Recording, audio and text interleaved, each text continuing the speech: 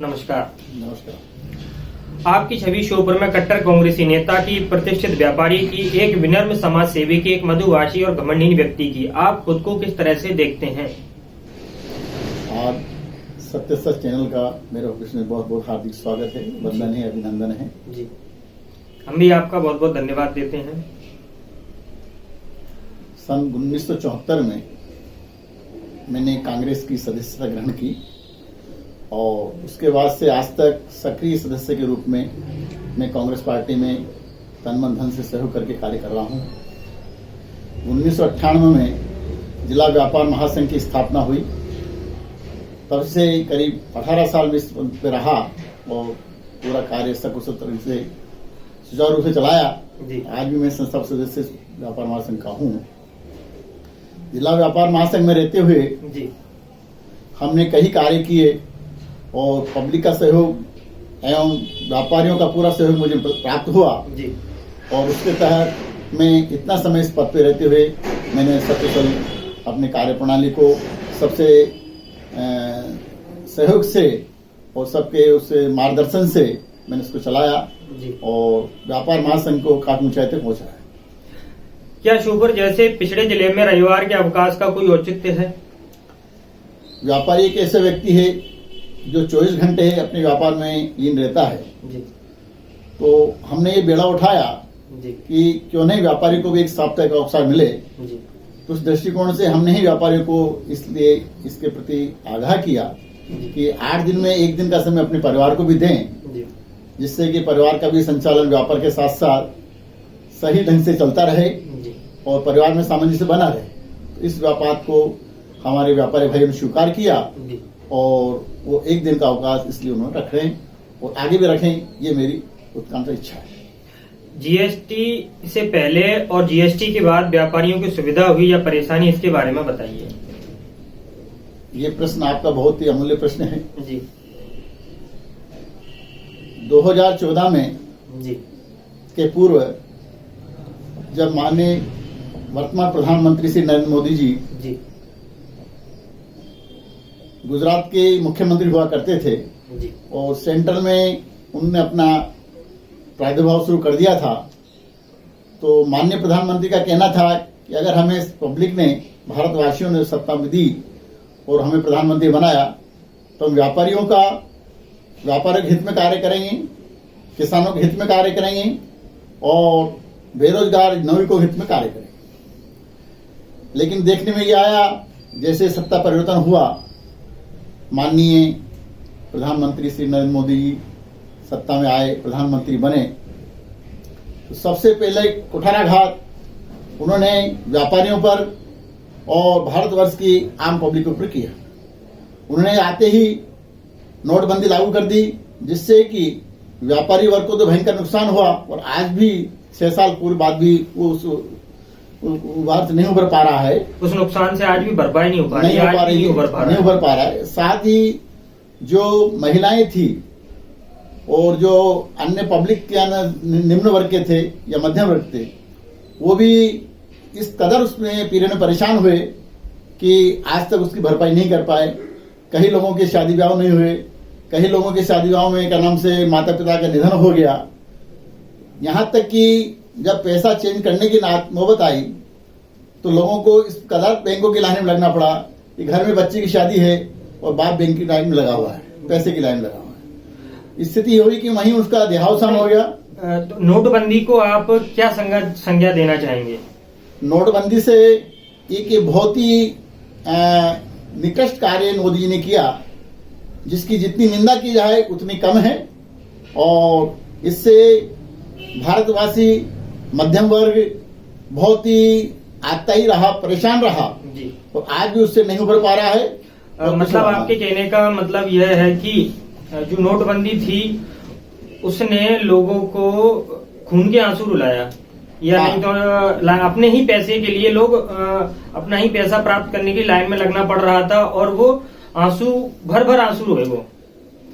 आदमी 2 पैसे की जो वो करता है, क्या नाम से मेहनत करता है, अपनी मेहनत करके उसको संग्रहित करता है जी, वो बुरे दिन के लिए उस पैसे को उपयोग में लेता है। जी, जैसे शादी ब्याह करना है और कोई खर्चा करना है, नोटबंदी होने के बाद वो उस पैसे को उपयोग नहीं कर सका और खून के आंसू रोते हुआ अपना जीवन उसने व्यतीत किया।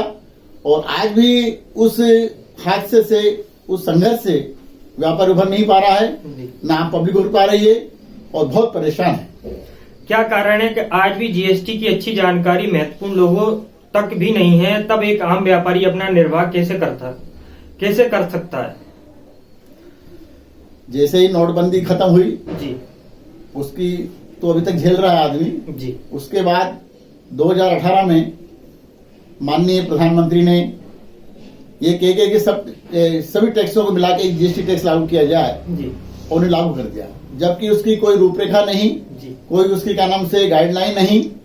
और आज भी मध्यम वर्ग व्यापारी जो है वो उसको सही ढंग से नहीं कर पा रहा है।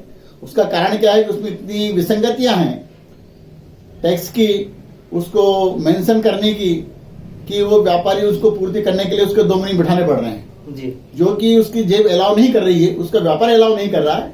तो इसको मध्यम वर्ग तो आज की तारीख में भी बहुत परेशान है। जी, और हम तो चाहते हैं कि इसको साथ ही जीएसटी में माननीय मोदी जी ने कहा था कि पूरे भारतवर्ष में एक टैक्स प्रणाली लागू की जा रही है जी, और सभी जिनिसों को इसमें लिया जाएगा, जी, जबकि आज तक पेट्रोल डीजल या ये एक्साइज से बाहर हैं, जी। इस टैक्स से बाहर हैं। जी। वो मनमानी टैक्स होकर जिससे आभार व्यापारी भी पड़ रहा है, आम पब्लिक पड़ रहा है और साथ ही किसान वर्ग पड़ रहा है। जी।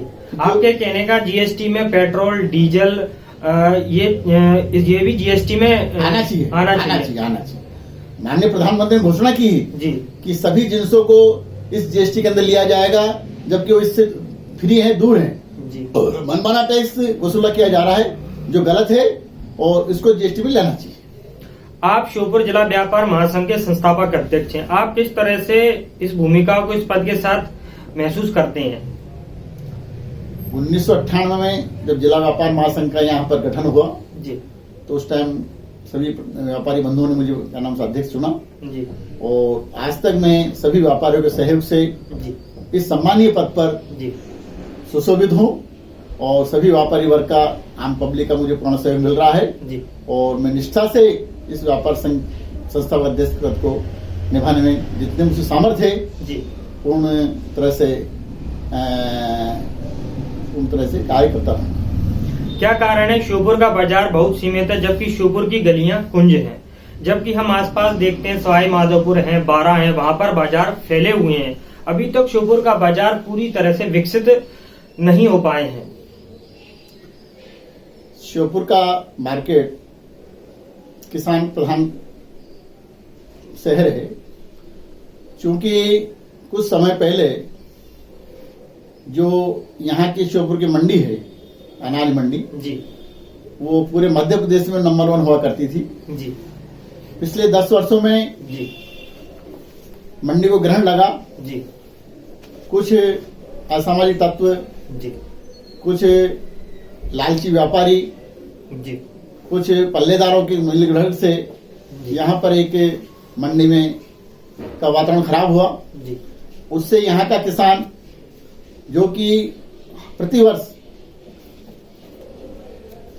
क्रॉप्स बढ़ती है, जी, वो अपनी फसल को ये मंडी के वातावरण से दूषित वातावरण से जी, परेशान होकर अन्य बाजारों में, जैसे पास ही लगा राजस्थान, इटावा, बारा, कोटा, सवाई माधोपुर जी, आदि शहरों में अपने जिनिस को बेचने लगा। उससे श्योपुर के व्यापार फर्क पड़ा जी। और धीरे धीरे श्योपुर का जो व्यापार है वो कम होता चला गया। नहीं, इसमें आप नैरोगेज ट्रेन को मानते हैं व्यापार में? जो नैरोगेज ट्रेन थी, कई व्यापारी कह रहे थे कि ट्रेन बंद होने से जो बाजार में दिन में जो क्राउड रहता था वो क्राउड आज देखने को नहीं मिलता है। नहीं, ये बात तो ठीक है कि यह भी एक कारण रहा, लेकिन नैरोगेज ट्रेन तो भी साल भर से बंद हुई, 6 महीने पहले से बंद हुई है। जी, जी, बाकी ऐसा कुछ नहीं है। जी। मेन तो यहाँ पर क्या है कि व्यापार में ट्रांसपोर्टेशन एक मेन मुद्दा होता है जी और ब्रॉडगेज लाइन अभी तक यहाँ पर नहीं आई है, उसका प्रयास चल रहा है गवर्नमेंट की ओर से। जी अगर ब्रॉड लाइन श्योपुर में आ जाती है जी तो यहाँ का व्यापार स्वतः ही ट्रांसपोर्ट के उसमें बढ़ जाएगा। जी साथ ही सबसे मेन कारण यहाँ का मंडी का था, जो मैंने आपसे निवेदन किया अभी जी जी कि आज से 10 वर्ष पूर्व श्योपुर मंडी नंबर 1 मंडी हुआ करती थी। जी सबसे ज्यादा राजस्व श्योपुर मंडी से ही क्या नाम से गवर्नमेंट को मिलता था। जी लेकिन कुछ आपराधिक तत्व, कुछ व्यापारियों की मिलीभगत अपने स्वार्थ के लिए जी वो ने एक अनैतिक कार्य मंडी में होने लगा, जी। उससे यहाँ की मंडी बदनाम हुई। नहीं तो जो अनैतिक कार्य हो रहा है उसका कभी पाबंदी लग पाएगी या फिर ये सही रहेगा?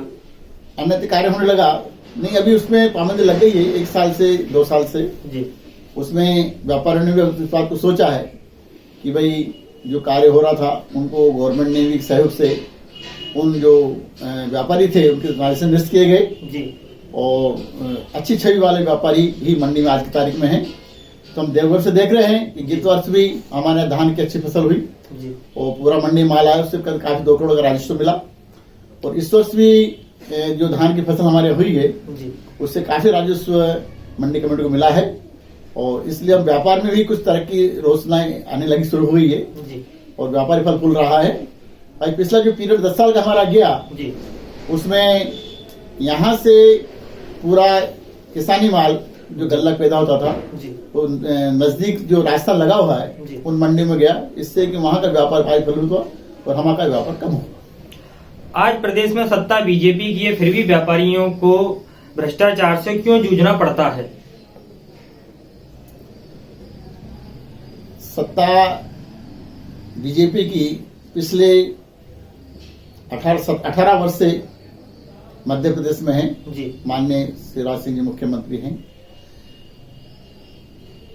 अभी 1.5 वर्ष पहले जी 2018 चुनाव में जी आम पब्लिक के सहयोग से जी और पूरे मध्य प्रदेश की जनता के सहयोग से 15 वर्ष बाद कांग्रेस सरकार सत्ता में आई। जी उसने जनता ने उन चुनिंदा उनको चुना, जी अपना विश्वास मत दे के कांग्रेस सरकार को कायम किया। जी कांग्रेस सरकार जैसी अस्तित्व में आई जी उसने देखा है खजाना खाली है। जी माननीय शिवराज सिंह जी जिन्होंने 15 साल शासन किया वो पूरे मध्य प्रदेश खजाने को लुटा के चले गए। जैसे तैसे सत्ता संभाली, जी माननीय कमलनाथ जी मुख्यमंत्री बने, लेकिन 15 साल शासन करने के बावजूद भी जी बीजेपी सरकार को माननीय कांग्रेस की सरकार हजम नहीं हो पाई और उन्हें षड्यंत्र रच के जनता की चुनी सरकार को गिराने में सफल हुई। बीजेपी सरकार स्वयं से शुरू से भ्रष्टाचार रही है। उसके 15 साल के शासनकाल में भी काफी भ्रष्टाचार हुआ, नाम तो गिना नहीं सकता। बाकी इतना भ्रष्टाचार हुआ कि आदमी परेशान हो गया और परेशान होके उनने कांग्रेस को अपना मत दिया और कांग्रेस सरकार बनी। लेकिन चूंकि उनका घड़ा पूरा भरा नहीं था इसलिए दोबारा उन्होंने कांग्रेस सरकार को गिराकर और स्वयं फिर क्या नाम से सत्ता में हासिल हो गई है बीजेपी सरकार।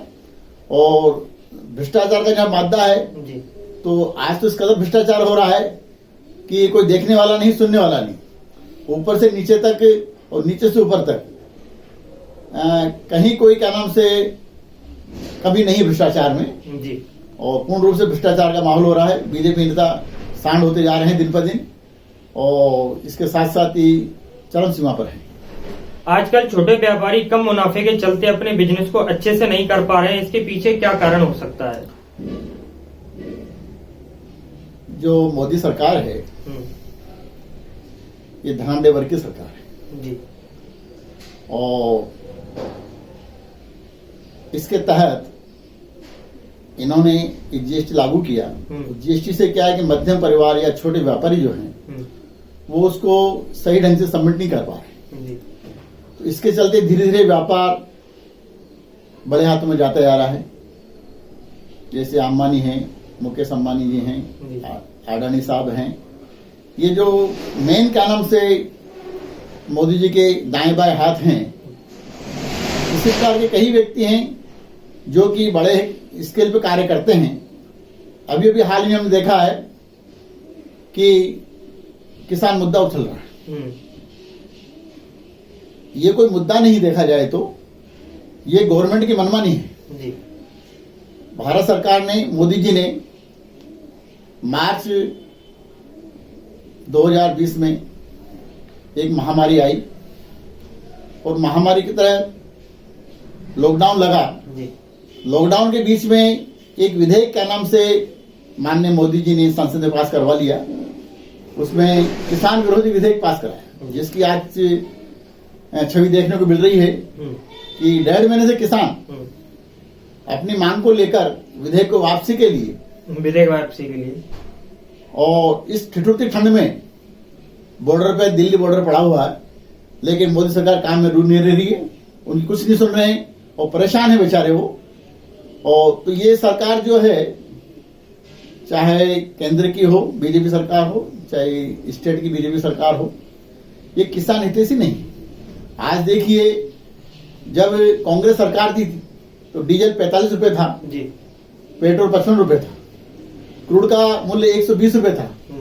आज क्रूड घट के 45 रुपए रह गया है, डीजल 82 रुपए पहुंच गया है, पेट्रोल 90 रुपए पहुंच गया है, 90 रुपए 94 रुपए हो गया, 94 रुपए हो गया है। तो ये कहां से क्या नाम से सरकार पब्लिक हितैषी है, ये किसान हितैषी है। आज किसान के ट्रैक्टर में जोतने के लिए डीजल चाहिए, वो 80-82 में खरीदना पड़ रहा है। क्रूड क्या नाम से आप 40 है, अगर उसी का नाम से अपने रेस्टो से निकालें तो आज की तारीख में डीजल को 40 होना चाहिए, पेट्रोल को 45 होना चाहिए। तो ये किसान विरोधी सरकार है, पब्लिक विरोधी सरकार है, व्यापारी विरोधी सरकार है। तो इसकी हम जितनी भर्त्सना करें उतनी कम है। आप अपने अनुभव के आधार पर व्यापारियों को क्या सलाह देंगे जिससे व्यापार महासंघ उनका सहयोग कर सके? मेरा सभी व्यापारी से नम्र निवेदन है जी कि व्यापार महासंघ एक ऐसा संघ है जी, जो सभी व्यापारियों के दुख सुख में, हानि लाभ में, जी गवर्नमेंट की कोई भी आपदा विपदा आती है उसमें पूरा सहयोग करता है। जी। तो सभी व्यापारियों को चाहिए कि जिला व्यापार महासंघ का पूर्ण सहयोग करके उससे जुड़ के जी और अपने हित की रक्षा के लिए पूर्ण व्यापार महासंघ से जुड़े। आप हमारे चैनल के माध्यम से प्रदेश व केंद्र सरकार से क्या बात रखना चाहेंगे जो व्यापार और व्यापारियों के हित में हो? सबसे पहली बात तो मैं केंद्र सरकार से निवेदन करूंगा कि जैसा माननीय प्रधानमंत्री मोदी ने कहा था कि हम पूरे भारतवर्ष में एक ही टैक्स प्रणाली लागू करेंगे और सभी जिनसों पे पूरे भारतवर्ष में एक ही टैक्स होगा।